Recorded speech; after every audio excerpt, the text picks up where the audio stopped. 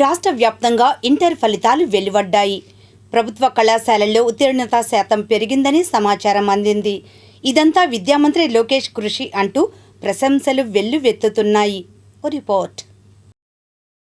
విద్యాశాఖ సాధించిన విజయాల కంటే వివాదాలే ఎక్కువ అని పేరు పడింది.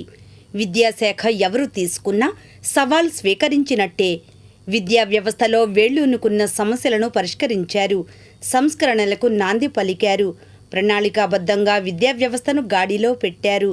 కష్టానికి తగ్గ ప్రతిఫలం ఇంటర్ ఫలితాల రూపంలో కనిపించేసరికి విద్యాశాఖ మంత్రి నారా లోకేష్ మోములో విజయ దరహాసం మెరిసింది.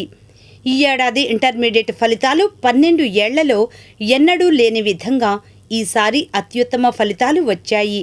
విద్యా సంవత్సరంలో ప్రభుత్వ జూనియర్ కళాశాలల్లో విద్యాశాఖ మంత్రి నారా లోకేష్ చేపట్టిన సంస్కరణలు, అమలు చేసిన ప్రణాళికల వల్లే మెరుగైన ఫలితాలు వచ్చాయని విద్యావేత్తలు విశ్లేషిస్తున్నారు.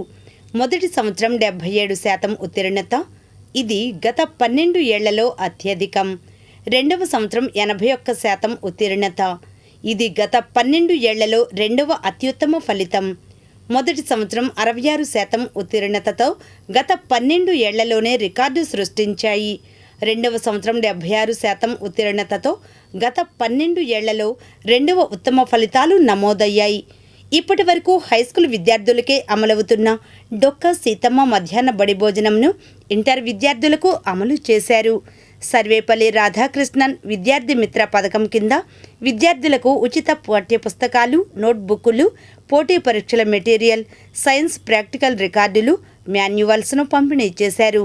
ఖాళీగా ఉన్న ప్రిన్సిపల్ పోస్టులను అర్హులైన జూనియర్ లెక్చరర్లకు పదోన్నతులతో భర్తీ చేశారు. బోధనా సబ్జెక్టుల్లో ఖాళీగా ఉన్న అన్ని పోస్టులను గెస్ట్ ఫ్యాకల్టీతో భర్తీ చేసి బోధనకు అంతరాయం లేకుండా చూశారు. జూనియర్ కాలేజీ విద్యార్థులకు పకడ్బందీగా యూనిట్ టెస్టులు, quarterly, half yearly, pre final పరీక్షలను కేంద్రీకృత పద్ధతిలో నిర్వహించారు.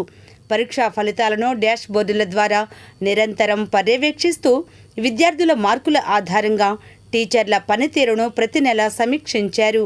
కళాశాల పని వేళలను ఉదయం 9:30 నుండి 9 గంటలకు, సాయంత్రం 4 గంటల నుంచి 5 గంటల వరకు మార్చారు.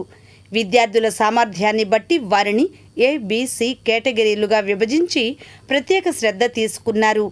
విద్యార్థులు ఏ సబ్జెక్టుల్లో ఇంకా మెరుగు కావాలో గుర్తించి ఆ దిశగా శిక్షణ అందించారు. విద్యార్థుల సంక్షేమం చూస్తూనే ఇందులో తల్లిదండ్రుల భాగస్వామ్యం పెంపొందించారు.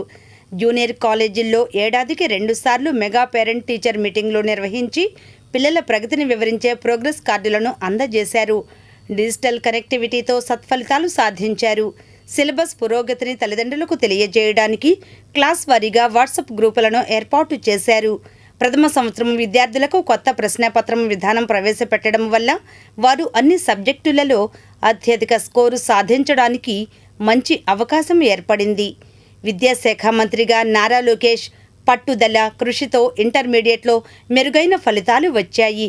క్షేత్రస్థాయి నుంచి వచ్చిన ఫీడ్బ్యాక్ ఆధారంగా అధికారులు, నిపుణుల సూచనలు, సలహాలతో రూపొందించిన ప్రణాళిక పకడ్బందీగా అమలు చేసిన విద్యాశాఖ మంత్రి నారా లోకేష్ నిరంతరం పర్యవేక్షించారు. లక్ష్యానికి చేరుకున్నారు. ఇంటర్లో మెరుగైన ఫలితాలు సాధించారు.